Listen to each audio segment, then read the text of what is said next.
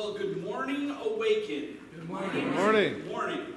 My name is Corey, and I am the administrative and campus pastor at Fusion. Don't ask me what that means, because I still have not figured that out after a few years of being in that role. But anyway, I have been attending Fusion, which was prior, it was called Colebusco Wesleyan, for 9 years. And I've been on staff for about 5 in different roles. I am married to Aaron, and we have a son who's 2 years old, and his name is Samson. He will be 2 in September. So how many of you like fairy tales? Raise a hand. Anybody? Somewhat. Well, all fairy tales have certain characteristics. They have like these rags to riches stories. Like a beautiful, obscure girl often living with wicked stepsisters and found by a prince and rescued. Maybe she's living in a forest with small men, which seems kind of questionable to me. But all fairy tales end with what key statement? And they live happily ever after. The problem is, life is not always a fairy tale. Life has pain and all kinds of twists and turns.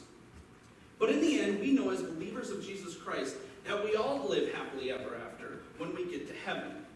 The story we are going to walk through today starts out much like a fairy tale. There's no magical fairy, there are no witches, there are no princes, and there are no mermaids. And thank goodness there are no evil stepmothers. But there is a beautiful young orphan girl who wins a beauty contest, and as a result, wins the contest and becomes queen. But just because she becomes queen doesn't mean all her problems are solved. In fact, once she rises to that level, a villain surfaces that wants to destroy her and everyone else like her. And she has a decision to make, to either be courageous and fight for her future and the future of her people, or be cowardly and retreat. Today, we are in the book of the Bible named Esther, and the main character is Esther. But before we can walk through her story, let's take a journey back to give some context to Esther's story. About 30 generations before Esther, God gives his people, the Israelites, the promised land. And as long as they obey him, he continued to bless them and provide for them. But like often kids do, like me and you, they don't always obey. In fact, what we witnessed in earlier books of the Bible is that for multiple generations, they didn't just disobey God, they completely dishonored him, and walking intentionally in the opposite direction, shaking their fists in God's face. Now, God was incredibly patient with them, more than I or you could ever be. For hundreds of years, he gave them second chance after second chance after second chance. But eventually, because God is not an enabler, he wanted to make sure they understood that he loved them and wanted a relationship with them. So, like a good dad, there eventually would be consequences to their disobedience. He would allow foreign nations to come in and take them captive until they would learn their lesson the hard way, that their success in the past was based only on him and his providence. One of those nations or empires that conquered them was the Persian Empire. And this is the context of the life of this woman named Esther. You might find it interesting that although the book of Esther is in the Bible, God is not referenced even once. Matter of fact, it isn't even alluded to in any manner in this book. But as we will see in this story, God is all over it. This is a great reminder that even though God doesn't seem to be present, he is always there. It is here where we meet the leader of the Persian Empire, King Xerxes. And he is quite the guy and very, very full of himself. He invites all these leaders of the empire to show off all his goods to this parade. And this parade lasts 180 days. This is a 180-day parade. That is 6 months of one parade. And my question is, how many different fire departments or marching bands would you actually need to see to have that much of a parade? It seems a little excessive to me. So after this 180-day parade, that was which was literally, not basically, literally all about King Xerxes, he has to have a 7-day banquet as well. All these people from all over come over to basically party with Xerxes. And he had unlimited amounts of wine. Drinks were on the house for an entire week. which maybe for some think that that's a nice idea until you remember that unlimited amounts of alcohol in excess eventually leads to people becoming very intoxicated. And once a group of people become intoxicated, they make dire, life-changing decisions that have consequences. And we see that in the early part of the story. See, Xerxes is enjoying this open bar after a 180-day parade, which is literally all about how awesome he is. And he's pretty wasted. So he chooses in this moment to objectify his wife, the queen, publicly. So he calls for his queen, Vashti. Now remember, he is full of himself. And so his desire is to show off his queen. He calls for his people to get her and made sure to tell them that she must wear her crown. Now some scholars tell us that they assumed that when he said that he wanted her to wear her crown, what he was saying is he wanted her to only wear her crown and nothing else. Basically, he wanted to show off all of his possessions. And to him, that is what the queen Vashti was, a possession, a piece of meat. But a problem arises when she refuses to obey the king's command. Ladies, she is not falling for this shameful demand. Can you blame her? Can you imagine your husband calling on you to come out naked so he can show you off like he owns you? Like you're a piece of property? So this makes Xerxes furious. And so he declares she is no longer queen. She is fired. But this leaves the king of this massive empire, as we see on the screen, without a queen, and that can't happen. So being the self-centered, full of himself man he is, Xerxes creates a worldwide talent competition called Persia's Got Talent. If he couldn't get his wife to parade around as a piece of meat, then he would find someone else that will. And in response to the launch of this competition, a line starts to form of women willing to do whatever they need to do to be the next queen of Persia. The next piece of property for Xerxes that will actually do what the king tells them to do, unlike the one that got fired. This is a significant detail in this story because this beauty pageant is God setting up a much larger event down the road. He needs to get his person into the palace to do his work. This isn't a coincidence. This is God's providence. God is a loving dad that loves us and he knows us. A very favorite verse of mine is Luke 12:7. And this is what it says. Indeed, the very hairs on your head are all numbered. Don't be afraid. You are worth more than many sparrows. So I don't know if that includes facial hair. I sure hope so, because I don't have any. The point is, God knows us better than we know ourselves. He created us, and he told us that through the prophet Jeremiah. Jeremiah 29:11. I know the plans I have for you, declares the Lord. Plans to prosper you and not to harm you. Plans to give you a hope and a future. God is thinking about us. God is aware of everything. Nothing can slip by him. He has a plan for you, and he has a plan for me. And even if something bad happens, God can use it for that good plan he is unfolding. So one of these women that are brought to the palace for this beauty pageant is a Hebrew girl by the name of Esther. At this point, both of her parents had died, and we can assume that's because of their captivity under the Persians. So Mordecai, who is her cousin, adopts her. Esther, along with many others, show up for this Persia's Got Talent. They go in, and these women all get sent for makeovers before they walk on stage before the king. Now you can imagine that most of these women's desire is to become the winner of this contest and become queen. Most girls dream of having a fairy tale and becoming a princess, or in this case, the queen, but not Esther. She wasn't that type to want fame. She didn't plan on winning the contest, yet she was drop dead gorgeous. And Esther, too, the Bible says she was lovely in figure and was beautiful.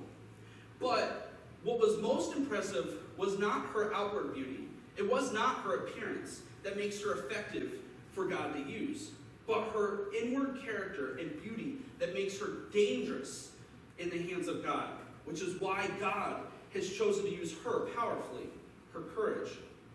God did certainly give her the gift of beauty, both in charismatic personality and her outward appearance. But those gifts had a purpose to put her in a position where God could use her courage and her faith in him. There are things about you that you did not get to choose. And there are things about you that if you could choose, you would have chosen differently. Welcome to the human race. We try and try and try to find confidence in ourselves based on ourselves. But God wants us to discover our confidence is most powerfully used when it is anchored in him and who he has made us to be. Do you believe that God made a mistake when he built you? Or do you believe that God got it exactly right when he made you?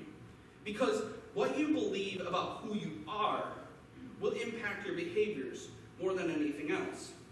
How might your life change if you took the step to let go of how God did not wire you? If you let go of what you are not good at? If you let go of if you release the envy or disappointment over what you don't look like? How might you be more free if you started to trust God more on how he designed you, which was a masterpiece? What if you chose to start focusing more on what you are good at? What you are passionate about? What you can do that's easy for you, but hard for others? What if you discovered a whole new confidence in God's thumbprint on your soul, rather than trying to put your thumbprint on this world, like Xerxes? God gives us all gifts that we were blessed with for his purpose. Some people are super smart and they retain information like crazy. They're like the type of people that when I was in high school and they had science lab, they were the kids I wanted to be partnered up with. Some people are athletic, they were the first pick of the team. Some people have artistic talent, they can draw. Some people have musical talent, like the folks that were up on stage. They can play, they can sing instruments. Some people write, they can write poems, short stories, or even an email, and it just comes out as they think of it. Some people are good with numbers. Some people are administrative. Some people are builders. They just think of something and it just kind of starts to be built. Everyone is given gifts and abilities, talents and opportunities. But we need to discover all of that and choose to use them for the glory of God. Do you know what your gifts are? One of the best ways to discover what your gifts are is to experiment a little and just try to discover what you're not good at. Failure is a great professor. The process of elimination. Just try. Sometimes you find out that there's a need, maybe even here within your Awaken church family. And oftentimes people step up. And then other times, you have these ideas or these lies in your head, well, somebody else has got that. Or somebody else has stepped up for that. Or that probably isn't for me. However, if you never try and experiment something, you may never find out what you are most gifted at. I will tell you that one of my prayers constantly as a pastor is that God would raise up more workers to partner with us in all areas of ministries at Fusion. Jesus says in Matthew 9 that the harvest is plentiful and the workers are few. And let me tell you, there are often times that I feel that way at Fusion, and I'm sure your leaders maybe sometimes do here as well. I would encourage you to pray and ask God if there is an area of ministry God is calling you to try out right here at Awaken. If you aren't serving in an area of ministry, try one out. It doesn't mean that you need to commit to it for the rest of your life, but just experiment a little. You never know what you are gifted at until you start trying it. When I walked through the doors of Colesville Wesleyan Church, which is now Fusion 9 years ago, I would have never thought about the fact that I would be up here sharing a message that God placed on my heart to share. I started attending, and then I was asked to take the message and put it on the iTunes, which I was like, well, I could do that. I can take care of that. That seems easy enough.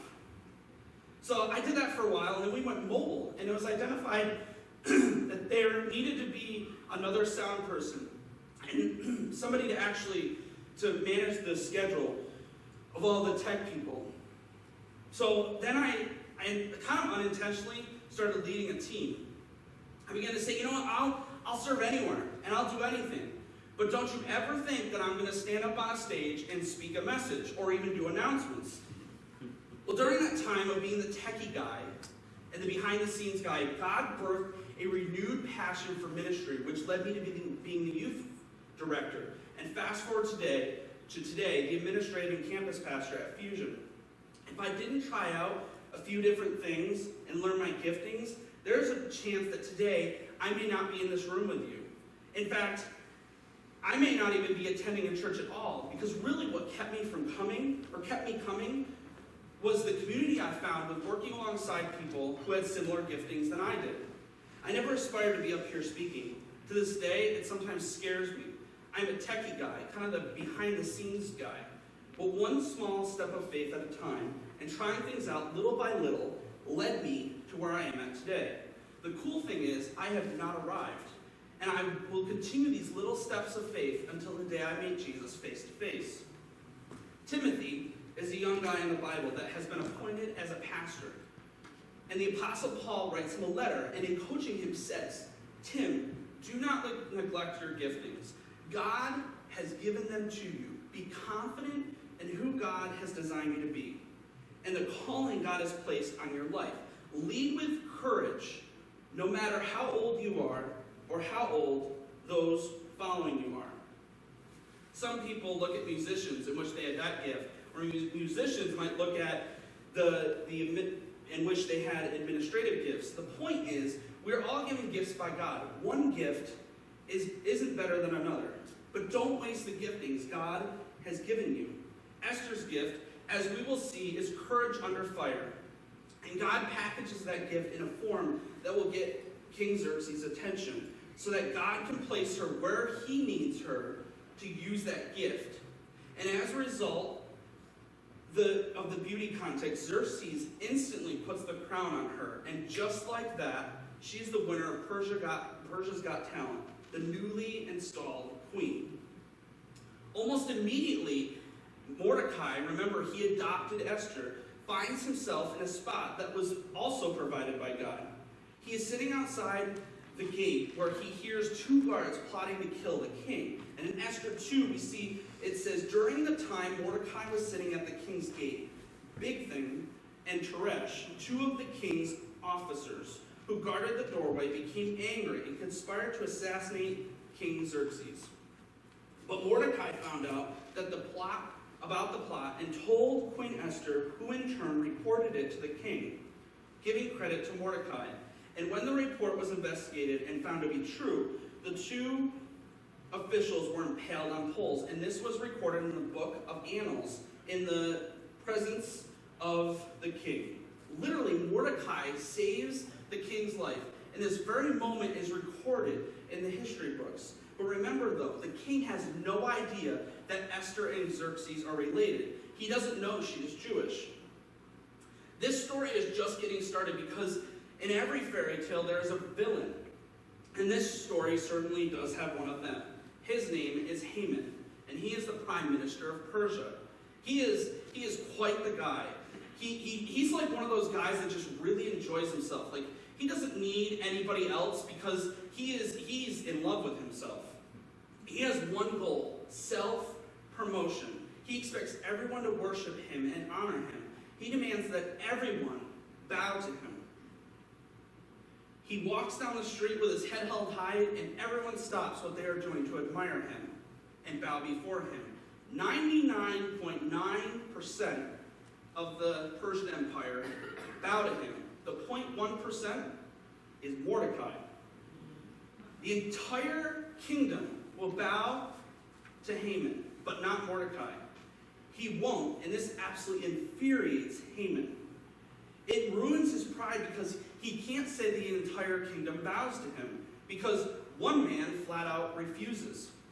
Well, Haman can't allow this. His disdain for Mordecai in a short amount of time leads him to be furious with every man, woman that is an Israelite as well. So he conjures up this plan to destroy and kill all of them. But Haman can't do this alone, so he goes before the king. In Esther 3, it says, Then Haman said to King Xerxes, there is a certain people dispersed among the peoples in all the provinces of your kingdom, who keep themselves separate. Their customs are different from those of all other people. and they do not obey the king's laws. It is not in the king's best interest to tolerate them. If it pleases the king, let a decree be issued to destroy them, and I will give 10,000 talents of silver to the king's administrators for the royal treasury.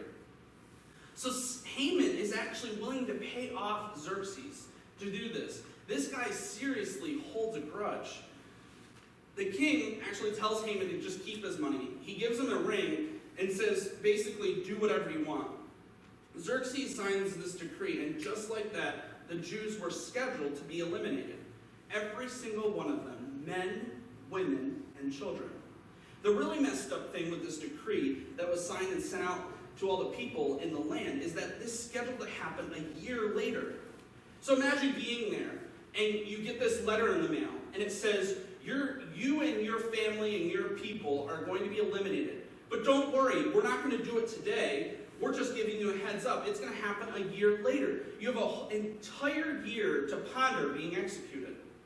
Well, Esther will soon find out why she won the beauty contest and why she became queen. It wasn't a coincidence. It was providence. So there is mourning and weeping in the city. Mordecai is upset and trying to get word into the palace to let Esther know. But no one knows they are related, which is definitely a good thing for Esther's sake at this point. So Mordecai is trying to get her attention, but the palace is sealed. The problem is Esther was disconnected from all of this. She was being lavished in the palace, being waited on hand and foot, having all these beauty treatments. She wasn't aware of all that was going on outside of the palace. Finally, she finds out Mordecai needs to talk, and she discovers this plot from Haman. And Mordecai challenges her that she needs to speak up and do something. But Esther is in a dilemma. You had to be summoned by the king to bring any business before him. You couldn't just show up. You could actually be executed in that moment. Women, can you imagine wanting to talk to your husband and you have to actually be summoned by him? I know if you ever met my wife, that would not fly in my home. Mordecai is specific with Esther. You have to do something. God has placed you there as queen for this moment. And if you don't speak up, God will deliver us another way. But Esther is scared. Deep down, she knows her cousin, her adopted father, is right. But she is scared that the king might execute her. Right now, she's safe. No one knows she's an Israelite. She is not a target. But she can't escape the truth of what Mordecai is saying. She knows he is right. Mordecai is saying, if she won't do it, someone else will. And this is a famous line in Esther. It says, and who knows but that you have come to your royal position, this opportunity, for such a time as this. Mordecai is saying, Esther, God has allowed everything in your life to build to this very moment right here. The reason she won the beauty contest and was chosen, the reason she is queen, is because of this very moment. Well, she asks for people to pray for her, and they do. And her courage rises up enough to where she is able to step out in faith and approach the king. Now this is a step of faith. Remember, she could actually be killed for coming in unannounced. The king allows her to approach him with no harm, which is a miracle. And in Esther 5, we see the king ask, what is it, Queen Esther? What is your request? Even up to half the kingdom, it will be given to you. Now Xerxes must have been having a great day. She doesn't get executed, and he's willing to give her half of the entire kingdom. So at this point, I would have just said, I just would have told him what I was asking for. But Esther is much smarter than I am. This is what she says. If it pleases the king, replied Esther, let the king, together with Haman, come today to a banquet I have prepared for him. What? After all of this, she wants to have a banquet, and she's even inviting Haman to it? This guy wants to kill your people. What was she thinking?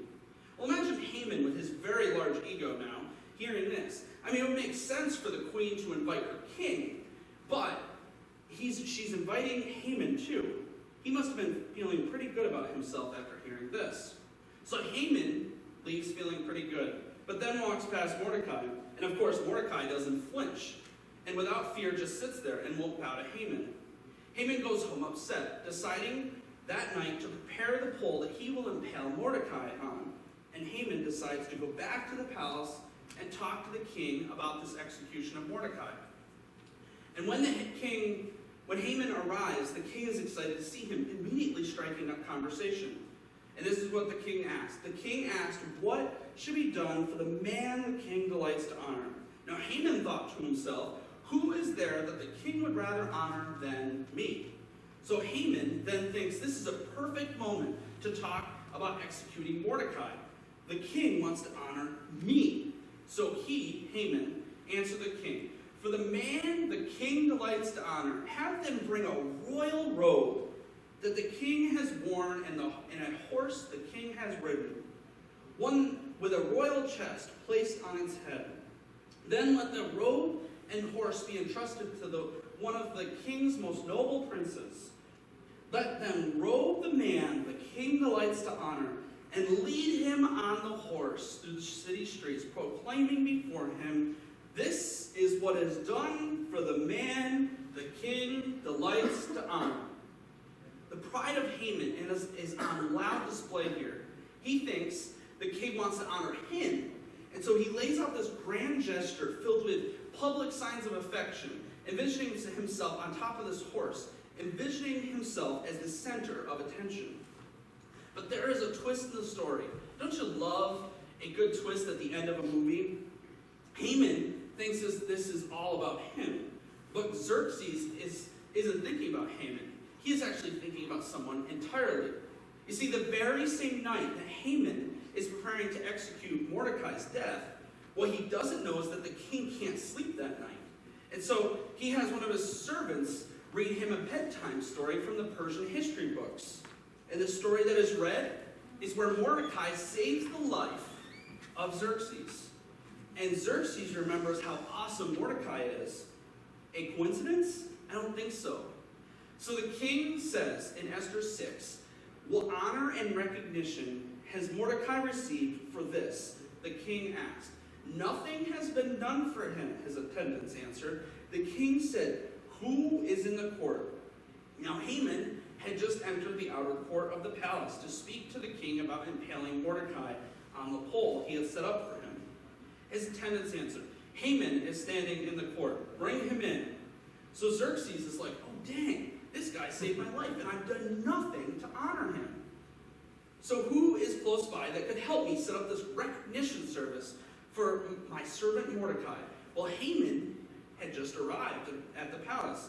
And just as Haman was hoping to talk about killing Mordecai, the king wants to talk to him about celebrating Mordecai. Here's where Haman's heart is twisted all up. As King Xerxes says, go at once, get the robe and the horse, and do just as you have suggested for Mordecai the Jew, who sits at the palace at the king's gate. Do not neglect anything you have recommended. So Haman got the robe and the horse. He robed Mordecai and led him on horseback through the city streets, proclaiming before him, this is what is done for the man the king delights to honor. I would have paid to see Haman's face when he heard this. Can you imagine? He's honoring Mordecai, yet he hates this guy. And even though God's presence is not explicitly mentioned, we can see God's sense of humor all over this story, and also the timing of this. Then after this embarrassing thing Haman has just done for his mortal enemy, he no sooner gets home to wallow in self-pity, but the king's eunuchs actually come and pick him up for the banquet that Queen Esther has prepared. Where Xerxes asks Esther once again, what is it she wanted from the king? And with great courage, here's what she says finally. Then Queen Esther answered, if I have found favor with you, my majesty, and if it pleases you, grant me my life. This is my petition. And spare my people. This is my request. For I and my people have been sold to be destroyed, killed and annihilated. King Xerxes asked Queen Esther, who is he? Where is he? The man who has dared to do such a thing? Esther said, an adversary, an enemy. This vile Haman. So what happens next?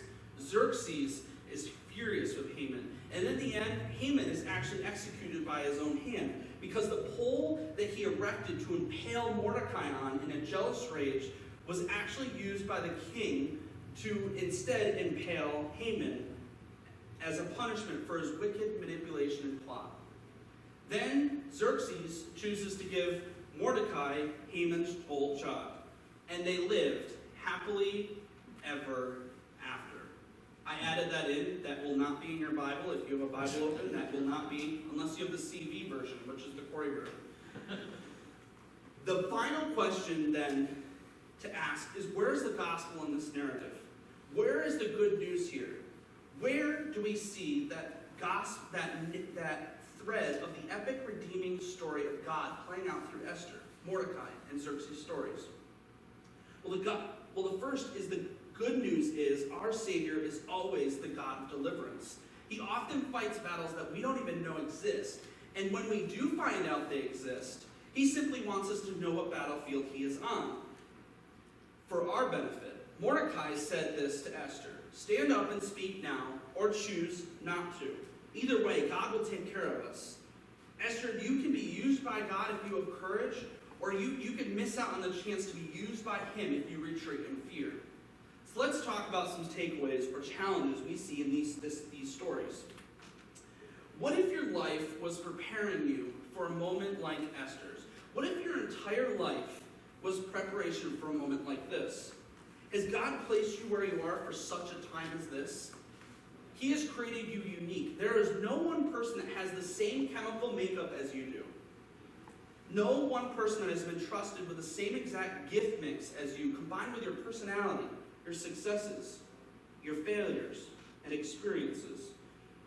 What if all that struggle, adversity, or suffering in the past, present, and even the future could be used for something far greater than today? Maybe today you sit here and you don't like where your life is at. Maybe you are going through a relational struggle.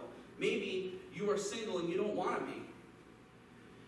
Maybe you don't like your job. Has God placed you there to shine him in your workplace? Maybe you have a health battle.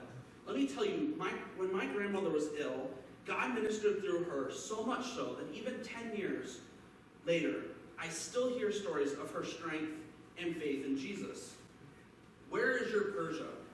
Where is it where is the place that isn't fun to be in?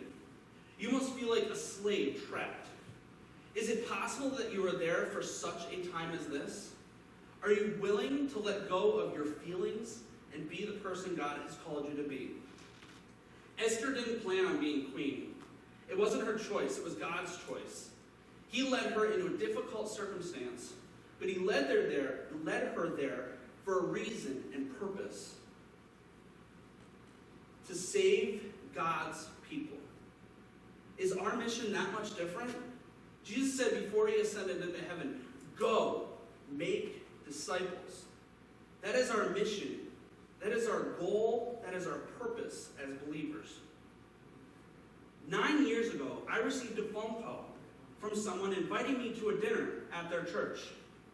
I basically said, hey, free food. I'll be there. I did not have any desire to go to church. I actually flat out told God that I would not go to a service because I wasn't happy with where my life ended up. That person made one phone call. And that phone call was the start of my life making a dramatic change that would impact me in a positive way and a huge way. Yes, there are steps I had to be willing to make. But I literally don't know where I would be today without this person making the first phone call. This person is actually in the room today. It was Glenn's one small step of obedience that started my journey as a rebirth follower of Jesus. It was one small step of faith after another that led me to where I am at today. And there are moments along the journey where I was in Persia. I hated being it. And even now, I have certainly not arrived. What is God calling you to do? How is God calling you to respond in your current circumstances? Where can you serve God?